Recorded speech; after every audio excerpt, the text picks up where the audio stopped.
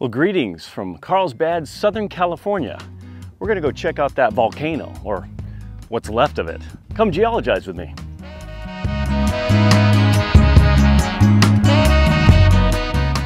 Well, welcome to Calavera Hills in North San Diego County in the city of Carlsbad. You can see we have a man-made dam here creating Lake Calavera, but we're gonna be interested in the Calavera Hills, specifically this mount right here.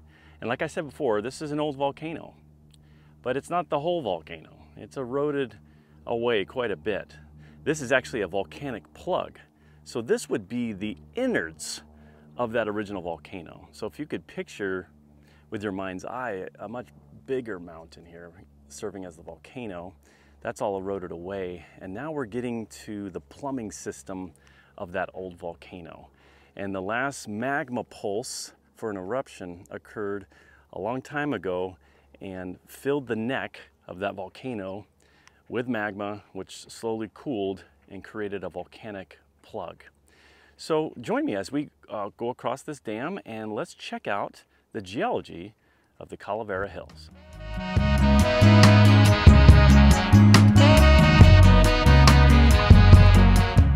So the city of Carlsbad graciously put this beautiful diagram here. This might help you envision it better. So this is obviously before the volcano. Volcano intrudes these pre-existing layers, starts to erupt. Now we have volcanoes dead, dormant. The volcanic plug is still there. We do have some remaining lava that's obviously cooled. But key in on these dates. Okay, they say here, geologists believe the volcano erupted 15 to 20 million years ago. That's pretty young.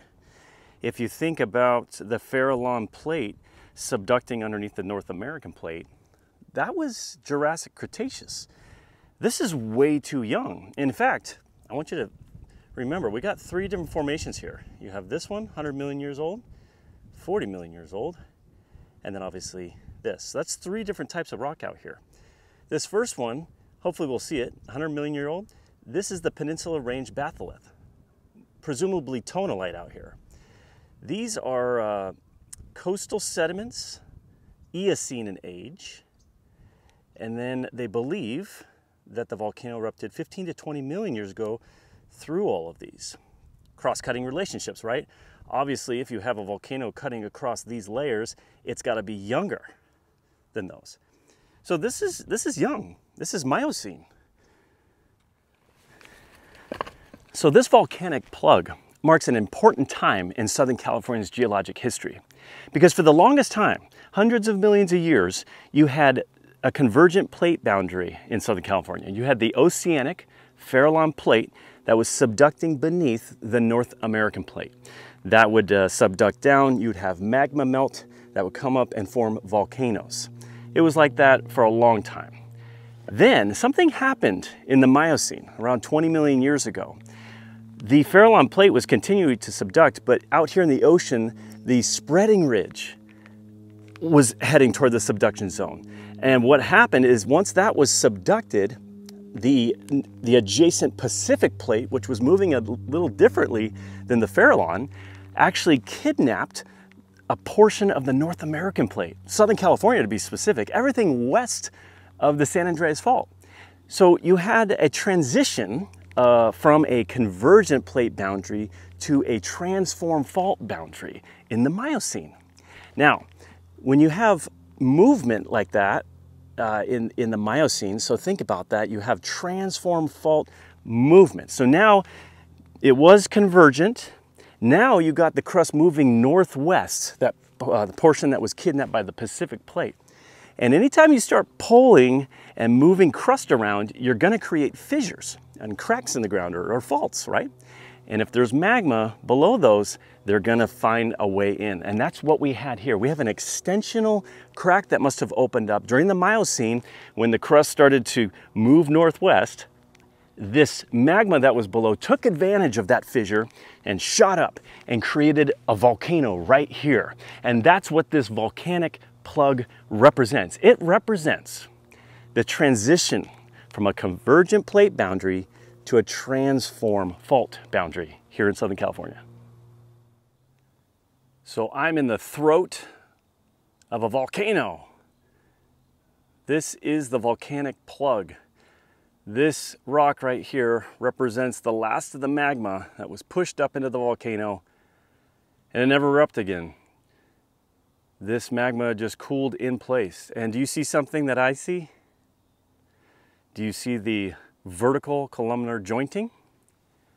More evidence that this cooled slowly beneath the earth. Not too deep, because this was in a volcano, but those joints appear, not all the time, but when magma cools slowly, relatively slowly, it starts to contract and joints start to appear, typically six-sided, and it cools from the bottom up, and the joints just continue as it cools in a vertical fashion.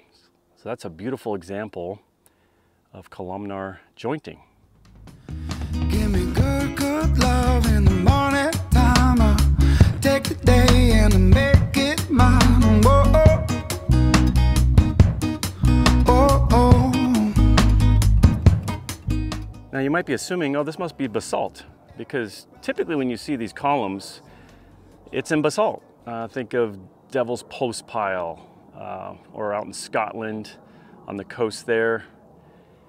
Think of the Columbia River basalts. You have beautiful column structures. But this, my friends, is not basalt. Here's some of the talus. I just broke this piece open. Let's get you zoomed in. That, my friends, is Daysite. It's a volcanic rock. It's aphanitic, so you can't really see the individual minerals that well. Beautiful gray color. This is Daysite. And just to give you a refresher, it's Daysite right here. So it's more felsic than mafic, and it's considered an extrusive volcanic rock. So this cooled relatively close to the surface, which is why we don't see the minerals with the unaided eye that well. Now I can already hear some of you right now. Can you get closer to those columns so we can see them a little better? I got you, fam. We'll make it work. Let's get to the top here and get you a closer look. Hey, Omer, you're lame. I can't read it. You're lame too, though. Can't read it. You're lame. Oh, super creative. Lame. Please don't do that, humans. So no. Oh, look at the vertical. I'm so close you can barely see them. Let me see if I can get over here without falling off this cliff. Don't worry, Mom. If this is posted on YouTube, that means I survived. Okay. Ooh. Okay. Okay. Here we go. This is the shot right here. Look at that, huh? Vertical jointing, columnar. Now, mind you, it's not as pretty as the Columbia River basalts or Devil's Postpile. But to have this in Southern California, right in Carlsbad, a stone's throw from the Pacific Ocean, that's pretty special. And it's Daysite. It's not basalt. Get you a closer look of the texture. Got some lichen on there. That lichen's taking a liken to the Daysite. Guy, this is heavily weathered, so it's pretty ugly. I'm not gonna call it ugly though. It's still pretty to me. Or handsome, whatever is your fancy, but look at this. Look at this joint that's opening up right here. I mean, that's just beautiful, isn't it?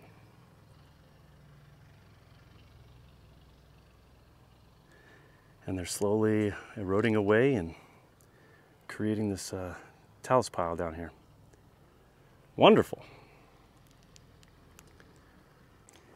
Hey, Laura, no one cares who you love. Stop vandalizing the geology. Thank you. You too. Here's a cool contact of the Daysite meeting modern soils above.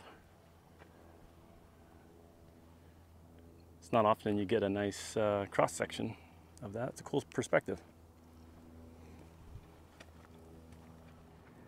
Here's the top side of some crude columns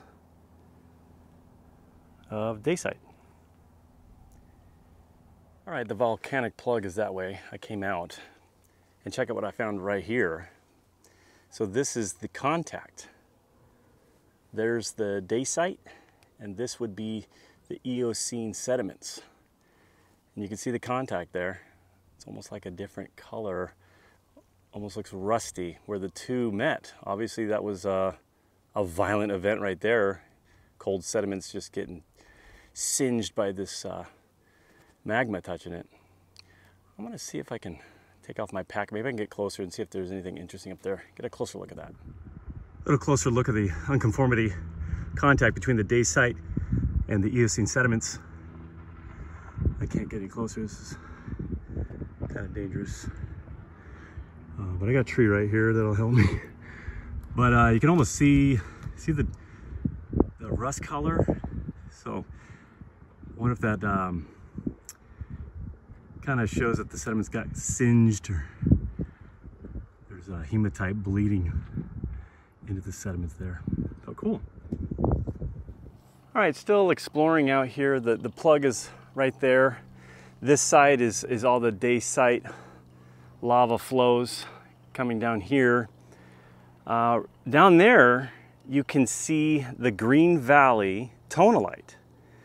So that's part of the Peninsula Ranges. That's what I'm normally talking about when I come out here. That is a subduction story right there. So that's old stuff. On top of that, or overlying that, is the Eocene sediments, marine sediments. And then on top of all that, you had the volcano intrude and go on top. And right here, we have a volcanic flow of Daysite, that same aphanitic gray rock. And right about in here is the unconformity. That's the contact zone between the Eocene sediments and a lava flow coming out of that volcano. So this is kind of a cool perspective. It's kind of a bummer there's so many trees and vegetation covering everything, but I think from this vantage point you can kind of see bits of the story. Let's keep exploring. Still atop the volcanic plug, making observations. This looks like more of the same. This is the aphanitic texture, Daysite. It's got that kind of gray color. This one's a little weathered, so it's kind of red, rusting. But check this out, right adjacent to it, completely different color, volcanic rock. And look, you can see where they meet right here. Look at it. So this is the Daysite. This does not look like Daysite. It's another igneous rock, different composition. So this volcano obviously had pulses of magma that are working through it with varying compositions. And here you can see those two magmas or lavas in contact with each other. But this is a little different than the aphanitic Daysite. This one you can see the minerals with the naked eye, so it's more phaneritic, but it's definitely a different composition. So this volcano obviously had different personalities as it was erupting, different materials. All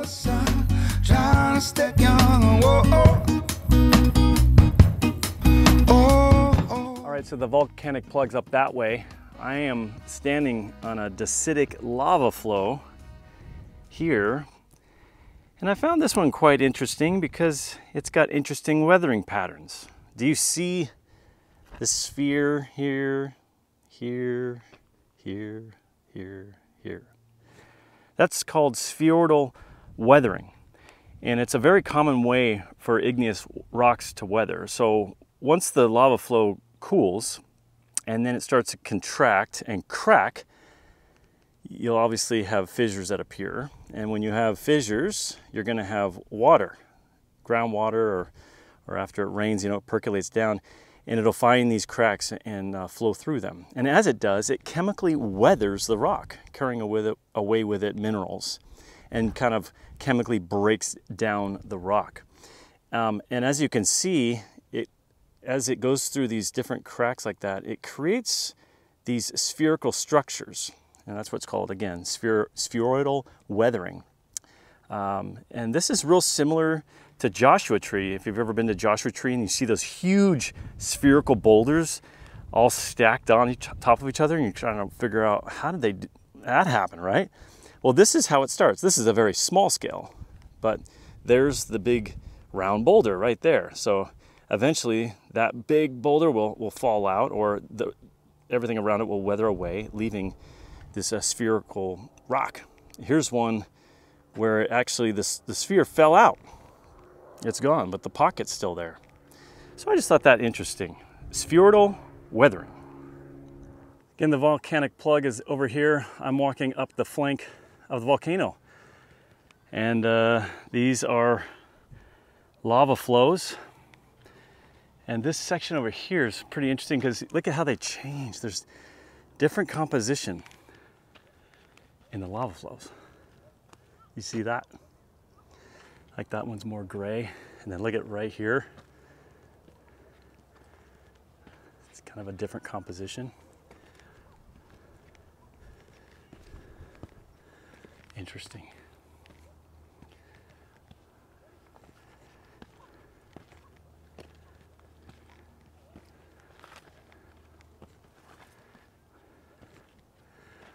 Oh, here's I guess that'd be considered a xenolith, right? You got a chunk of rock within the lava flow.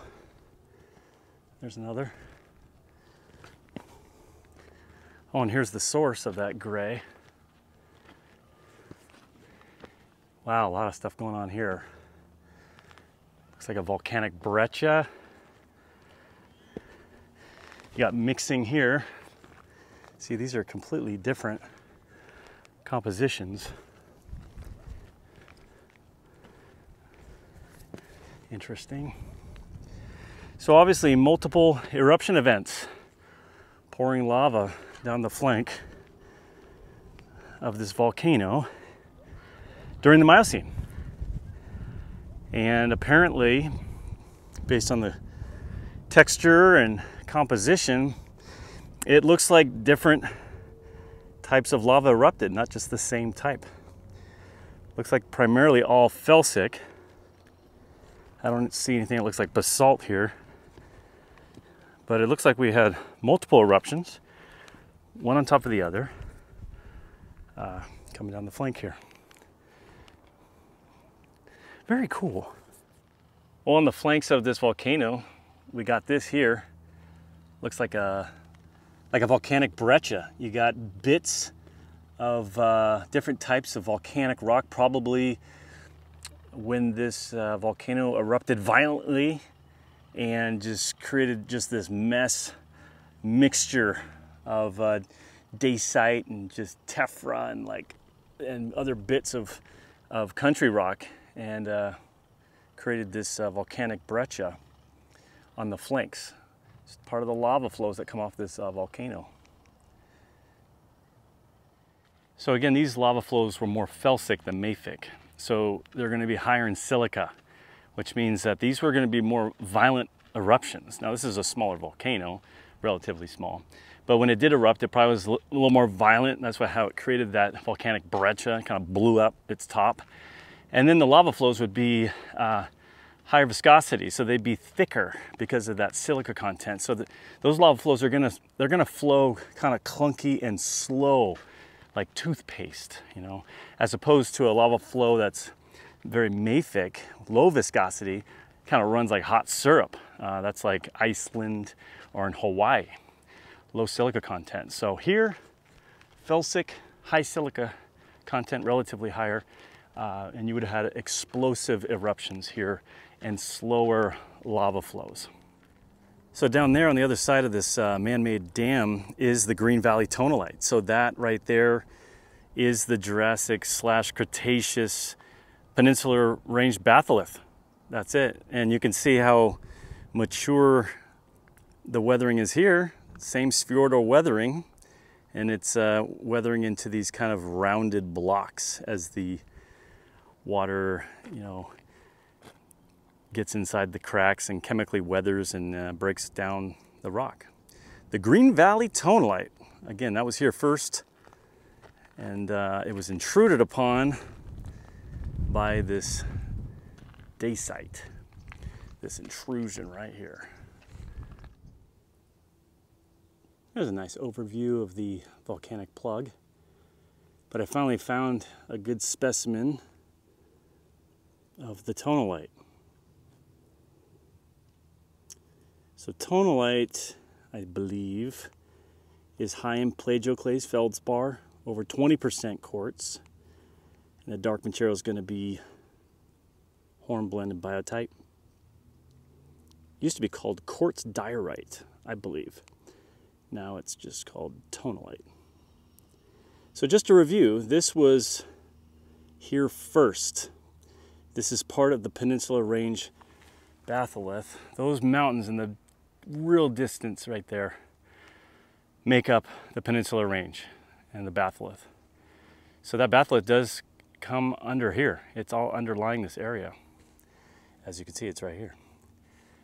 And again, to review, a fracture opened up within this Tonalite and also the overlying Eocene sediments to allow this very felsic magma to intrude and to break the surface and create a volcano. And to puff ash, explosions, lava flows down the flanks, and what's left is this plug that we so wonderfully explored. Well, thanks for joining me as we explored this volcanic plug of Daysite here in Calavera Hills, Carlsbad, Southern California. And it's very special, like we had mentioned, because this volcanic plug, this volcanic event, indicated when the boundary in Southern California tectonically changed from that of a convergent boundary of subduction to that of a transform boundary when the San Andreas Fault took hold, allowed the Pacific Plate to kidnap Southern California, and now we're headed northwest. And as it was starting to do that, fissures opened up, boom, you got magma intrusion, creating volcanoes like this one. So this is a very special area I recommend visiting. Thanks again for watching.